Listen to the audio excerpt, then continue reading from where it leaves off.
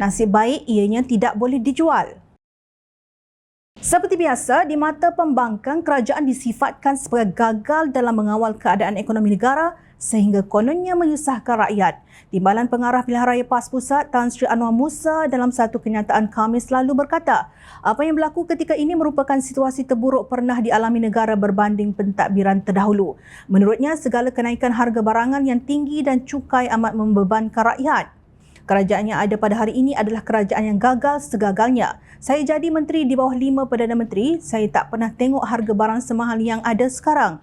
Saya tak pernah tengok tarif elektrik semahal yang ada sekarang. Saya tak pernah tengok cukai SST setinggi sekarang. Saya tak pernah tengok mata wang jatuh serendah sekarang. Inilah saat yang paling dahsyat, paling sukar sekali bagi rakyat. Saya tidak menuduh, saya tidak menyerang peribadi. Saya hanya menyatakan fakta. Katanya ketika menyampaikan ucapan sempena ceramah isu umat dan politik semasa di Dewan Besar Markas PAS kawasan Bagan Datuk. Anwar berkata, masa telah diberikan kepada kerajaan untuk membuktikan kemampuan mentadbir negara namun masih belum melaksanakan janji yang dibuat sebelum ini. Katanya rakyat yang menjadi mangsa adalah golongan Melayu Islam selain kaki tangan kerajaan.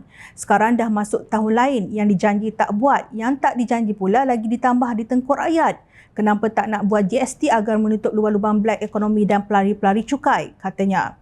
Sebagai respons, Menteri Ekonomi Rafizi Ramli membidas kenyataan Anwar yang mendakwa kononnya situasi ekonomi ketika ini terburuk berbanding pentadbiran terdahulu. Sambil menyindir ahli PAS itu, Rafizi berkata beliau yakin usaha kerajaan untuk menstabilkan harga barang dengan menurunkan inflasi akan lebih membuahkan hasil berbanding pasukan khas Jihad Tangani Inflasi yang pernah disertai oleh Anwar. Pasukan itu ditubuhkan pada 29 Jun 2022 dan dipengerusikan Anwar Musa sendiri sebagai Menteri Komunikasi dan Multimedia pada waktu itu. Pasukan itu dikatakan bertujuan membantu rakyat menghadapi cabaran ekoran peningkatan kos sara hidup. Namun pasukan itu dibubar pada 2023 oleh kerajaan pimpinan Datuk Seri Anwar Ibrahim berikutan ia ternyata gagal menurunkan inflasi dan mengawal harga barangan. Kami tak adalah umum sampai jihad lawan inflasi, tetapi inflasi turun ke keadaan terendah. Sementara harga barang adalah fungsi penawaran dan permintaan.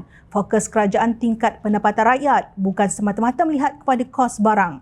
InsyaAllah akan lebih membuahkan hasil dari jawatankuasa jihad lawan inflasi, katanya dalam satu hantaran di Facebook. Sementara itu, Rafizi berkata sepanjang tahun 2023, kerajaan berusaha memastikan harga barangan stabil sambil menumpu kepada perkara-perkara yang menjadi punca beban kos sara hidup. Antaranya termasuklah gaji yang naik perlahan tidak seiring dengan kos sara hidup. Maka solusinya ialah pelarasan gaji kaki tangan awam dan dasar gaji progresif. Menambah kapasiti pengeluaran makanan, maka diperuntukkan dana besar untuk memodenkan pertanian moden kecil melalui IPR. Membaiki rantaian bekalan, kita secara berterusan melihat kepada rantaian bekalan padi, telur dan makanan asas lain, menggalakkan penjualan harga yang berpatutan melalui jual rahmah dan lain-lain, katanya di petik Sinar Harian. Rafizi yang juga naib Presiden PKR berkata kerajaan juga sedang menumpukan kepada penyasaran subsidi untuk keluarga yang lebih memerlukan supaya dapat mengurangkan beban mereka. Maka dengan itu katanya sumbangan tunai yang lebih tinggi dan reformasi subsidi pukal sedang dijalankan. Justru kepada pembangkang, usahlah cuba menimbulkan rasa curiga dan benci rakyat kepada kerajaan yang sedang bertungkus lumus siang dan malam bagi memastikan ekonomi rakyat semakin baik dan harga barangan boleh diimbangi.